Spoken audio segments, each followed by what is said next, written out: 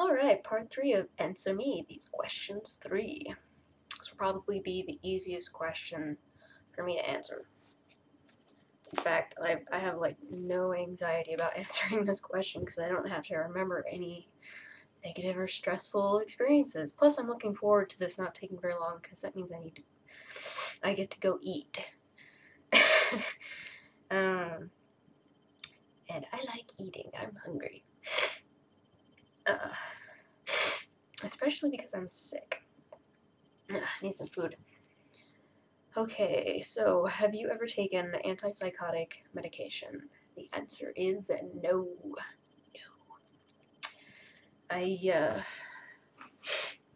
should take this opportunity to clarify that when I took Wellbutrin, it was before my voluntary admission to the hospital. It was actually probably a year and a half before my voluntary admission. We lived in a different place is how I remember that. So at that time, I was maybe 25 years old. Yeah, had to have been when I took Wellbutrin, and that's not an antipsychotic. I think that's it's a norepinephrine reuptake inhibitor and a serotonin reuptake inhibitor. My apologies if I got that wrong. You can look it up, you can research it and find out, exactly what type of drug Wellbutrin is, what it does, but it's not an antipsychotic. It's prescribed as an antidepressant, I believe. But for someone who has anxiety, so elevated levels of catecholamines, norepinephrine, it's not the right prescription medication to give to someone who's depressed and anxious. It's totally the wrong one. And also taking any herbs that increase dopamine, epinephrine, norepinephrine when that person already has elevated levels of catecholamines, that's ill-advised too.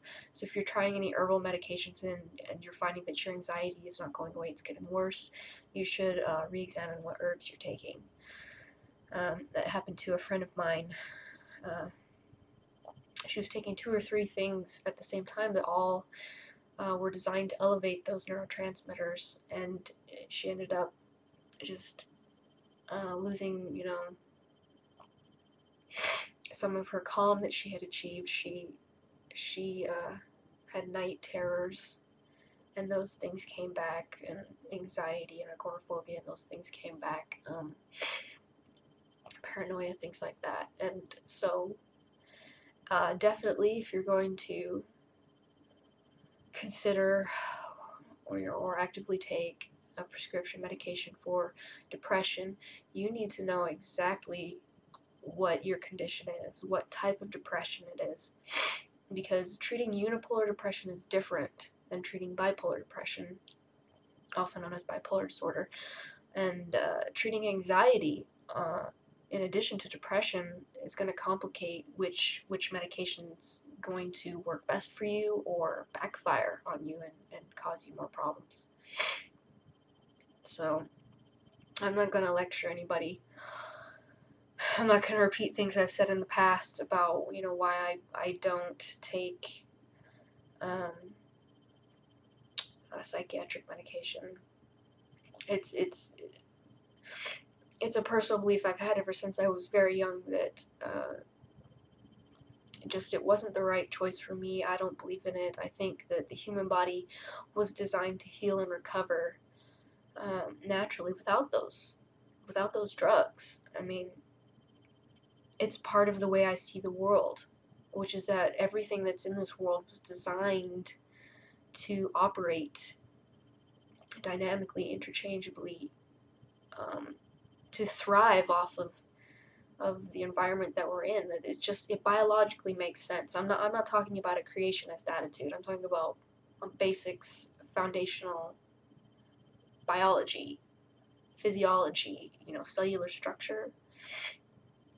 It just doesn't make sense to me to take medication It makes more sense to me to take micronutrients, amino acids, because those things, those building blocks are in the food we eat. And if we can't eat certain foods because of a food intolerance or malabsorption because there's something wrong with the digestive system, I am all for taking nutritional supplements to compensate, to alleviate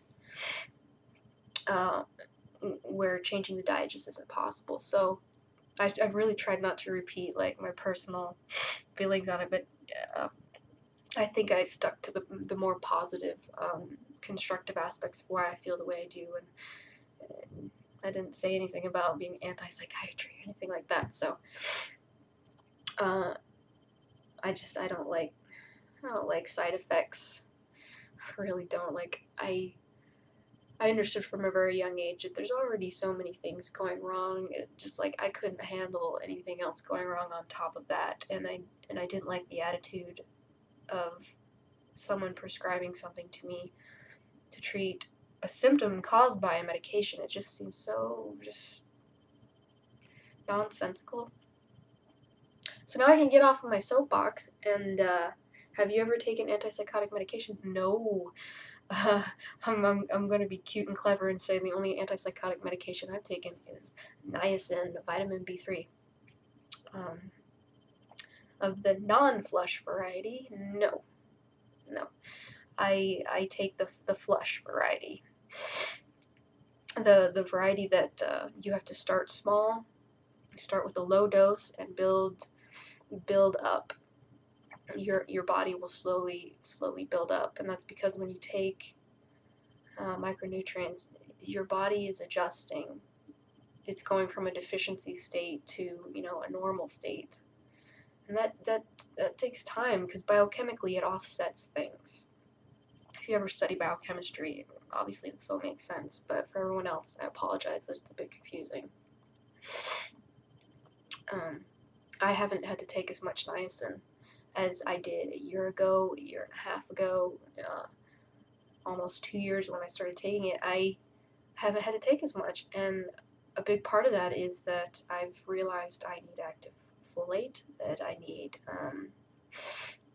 vitamin B12, riboflavin, probably more so now than I need niacin, although at the time I really needed it.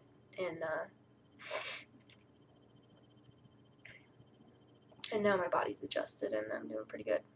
So, no antipsychotic medication. Boy, am I hungry. Alright, Juicy Chimp 2, thank you for sending me a personal message and asking me these questions, and thank you for your patience. I'm sorry it took me so long to build up the courage to talk about these things and find a way to be able to talk about it. And I spent some time feeling sick. I had a cold,